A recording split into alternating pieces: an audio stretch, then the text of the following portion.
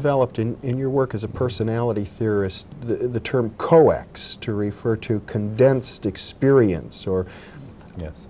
it seems like you're referring, I suppose, to the lens through which we perceive our life and through which we create our life, that people tend to focus on some types of experience and to filter out other types of experience. And you tend to suggest, as I understand your theory, Stan, that these COEX patterns that each individual has are very much predicated on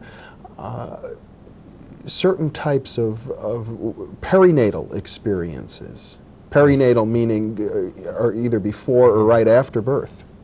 Yes, I think to clarify first what I mean by a COEX system, you know, in traditional psychotherapies, there's the idea that we have experienced a number of traumatic things in the course of our life, and it's kind of a mosaic of traumas.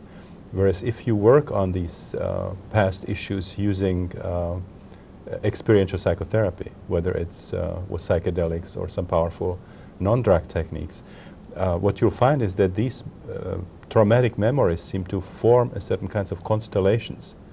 So for example, when somebody has problems with a self-image, in this kind of work what can come up is a series of traumas that have damaged that person's self-image that come from different periods of that person's life. And they create a kind of constellation, you know, psychological constellation, where the connecting factor is the quality of the emotion. Sometimes it could be also a quality of the accompanying physical feelings. And this kind of constellation functions in the unconscious, and when the individual is under the influence of that constellation, it colors the self-perception, self-image of that person, attitude towards the world, the certain specific forms of behavior, and so on.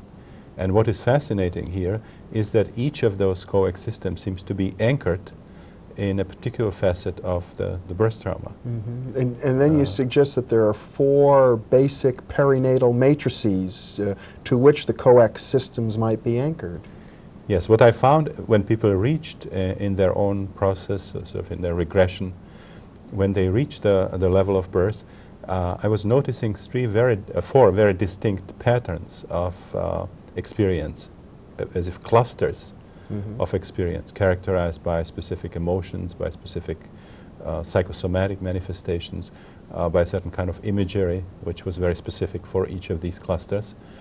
And it was actually people themselves who started relating them to the specific stages of the biological birth process. And so I sort of extracted somehow the experiential patterns from people's accounts and started referring to them as basic perinatal matrices. And we've already touched on the first of these when I mentioned the experience of oneness in the womb. How would that, for example, in your experience, affect later life development? Well, that depends very much, as I already mentioned, what the experience was like.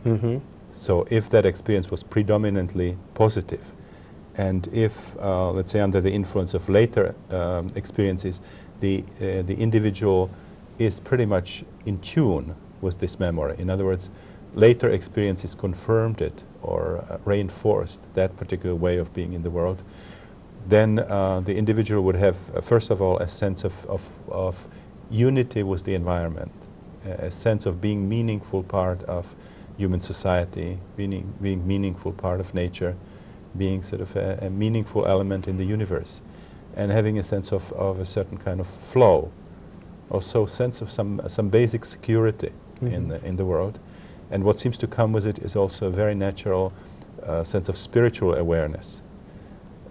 That's sort of behind the everyday world of separation, which means individual people, objects, and so on.